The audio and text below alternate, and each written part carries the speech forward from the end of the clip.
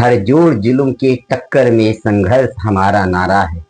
जब भी जुल्मी आतताई सरकारें आती है, जनता उसके खिलाफ विद्रोह करती है और विद्रोह होता है तो उसके हाथ खाली नहीं होते। क्रांति होती है तो हथियार भी उठाए जाते हैं। मैं ये सब बातें क्यों कह रहा हूँ?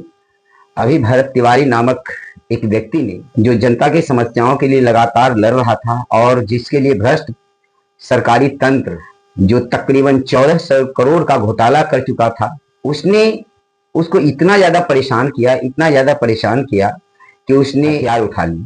हालांकि भरत तिवारी ने खुद कहा था कि युद्ध को जब तक जहां तक हो सके टाला जाए और युद्ध अंतिम विकल्प हो सकता है। युद्ध कोई अच्छी चीजें नहीं है, युद्ध को टाला जाना चाहिए।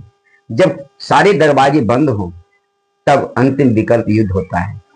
ऐसे व्यक्ति ने अगर हथियार उठाया तो निश्चय ही उसके पीछे एक बहुत बड़ा संघर्ष, एक बहुत बड़ा दर्द रहा होगा और उन्होंने इस क्रांति की हवा को आगे बढ़ाने के लिए हथियार उठाए।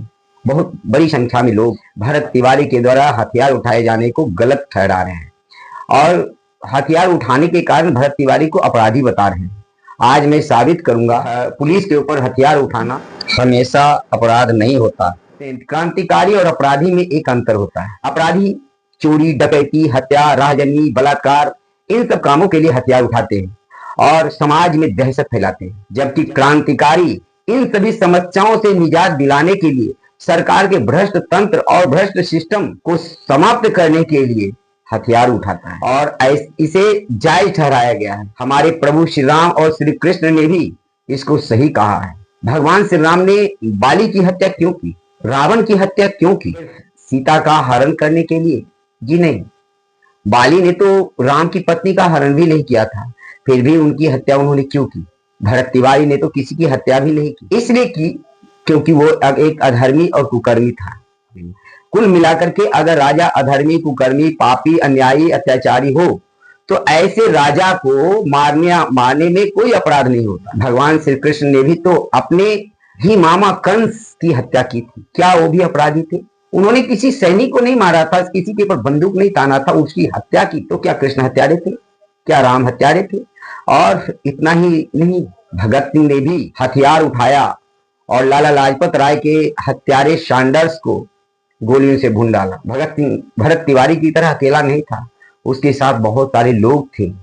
सब मिलकर के उन्होंने सैंडर्स की हत्या की। काकोरी ट्रेन लूट कांड आपने सुना होगा, जिसमें चंद्रशेखर आजाद, सरदार रोशन सिंह, राम प्रसाद बिस्मिल, अशफाकुल्ला खान जैसे लोग शामिल थे, जिनमें चंद्रशेखर आजाद को छोड़कर बाकी सभी को फांसी पर चढ़ा दिया गया था। इन लोगों ने तो सचमुच में लूटा था, ट्रेन को, खजाने को लूटा था। सरकारी खजाने को लूटना अपराध नहीं तो क्या है? कुछ लोग कहते हैं कि वो तो अंग्रेज थे। आपका राजा कौन है इस बात से कोई फर्क नहीं पड़ता।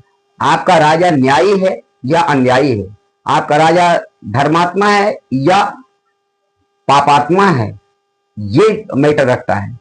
आपका राजा अगर अधर्मी, कुकर्मी है, अन्यायी है, तो ऐसे राजा के प्रति और उसके सेना के प्रति बंदूक उठा लेना धर्म सम्मत है। गीता में भगवान कृष्ण ने यही समझाया है कि अगर सामने वाला आपका भाई, आपका चाचा, आपका परिवार ही क्यों न हो, अगर वो अधर्म के रास्ते पर है, वो अन्याय के रास्ते पर है, वो भ्रष्ट रास्ते पर है, गलत रास्ते पर है, तो उसके खिलाफ हथियार उठाना गलत नहीं है। और यही तो किया था भरत तिवारी ने। भ्रष्ट लोगों को, जो गद्दार थे, जो लूट रहे थे लोगों को, ऐसे लोगों को कई बार उन्होंने चेतावनियां दी, कई बार उनसे विनती किया और जब वो नहीं माने तब उन्होंने युद्ध का शंखनाद कर दिया। लेकिन जब इन लोगों ने उनकी बात को मानने का भरोसा दिया तब घात करके इनकी हत्या कर दी गई। मैं बताऊं, मेरे विचार में ऐसे पुलिस वालों पर हथियार उठाना कोई पाप, कोई अपराध नहीं है। दुनिया भर में अनेकों इंसिडेंट हुए। फ्रांस में उन्हीं के राजा के खिलाफ लोगों ने विद्रोह किया और अपने ही राजा को मार दिया। रशियन रिवॉल्यूशन हुआ, वो रक्तपात से भरा हुआ रिवॉल्यूशन था। चाइना में रिवॉल्यूशन हुआ।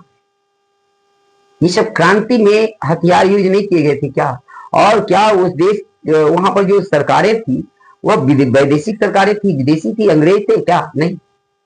वो जो क्रांति हुई वह उन लोगों के अपने ही देश के लोगों के द्वारा की गई थी और राजा को गद्दी छोड़ना पड़ा था। बहुत सारे लोग मारे गए थे। चलिए, वो तब की बात है, बहुत पुरानी बात है। अभी फिलहाल आपने श्रीलंका, बांग्लादेश और नेपाल में देखा, जहां भी हिंसक विद्रोह हुए, बहुत सारे क्रांतिकारी, आप वहां के लोगों से जाकर पूछे, वो उनको क्रांतिकारी कहते हैं। नेपाल में तो प्रचंड बहुमत से क्रांतिकारियों की सरकार आई, बांग्लादेश में भी आई। ये अलग बात है कि वो सांप्रदायिकता के आधार पर हम उसको अच्छा या बुरा कह सकते हैं। तो हथियार, अगर राजा अत्याचारी हो या कोई भी व्यक्ति आपके साथ अगर अन्याय अत्याचार करता है, तो वहां पर आपको हथियार उठा लेने में कोई पाप नहीं है, कोई अधर्म नहीं है। इसलिए भरत तिवारी ने हथियार उठाकर कोई अधर्म नहीं किया था, कोई पाप नहीं किया था, कोई वो अपराधी नहीं थे। और अगर वो थे भी तो भारतीय संविधान के अनुसार न्यायपालिका को सजा देने का अधिकार था। पुलिस को सजा देने का अधिकार किसने दिया? मैं पूछता हूं, क्या भरत तिवारी अकेले व्यक्ति थे जिन्होंने पुलिस के ऊपर हमला किया? जेल से भागा हुआ अशोक महतो ने जेल के गेटमैन को गोली मार करके भागा था। आज उसको आप बहुजन नायक कह रहे हैं, उसकी पत्नी को आप विधायक बना रहे हैं।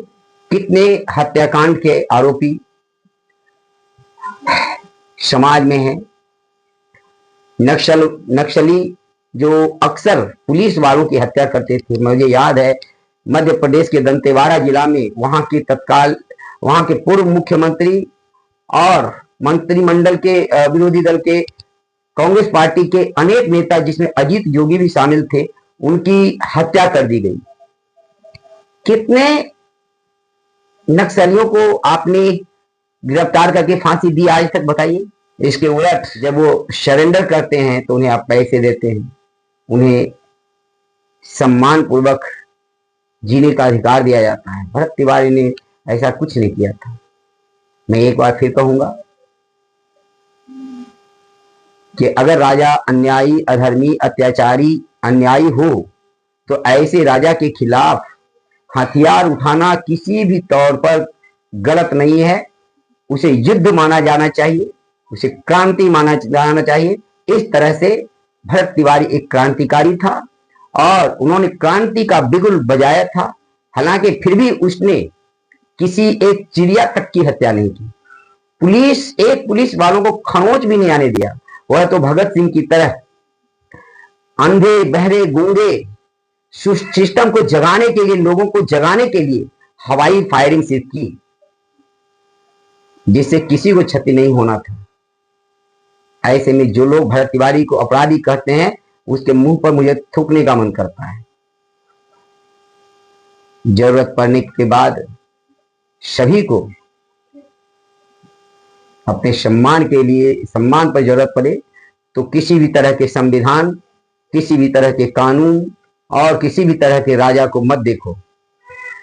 युद्ध के लिए तैयार हो जाओ, क्रांति का बिगुल फूंक दो, लेकिन यह अपने भले के लिए नहीं होना चाहिए, यह स्वार्थ के लिए नहीं होना चाहिए, यह न्याय के लिए होना चाहिए, ये धर्म के लिए होना चाहिए। और इसी धर्म के लिए महाभारत हुआ।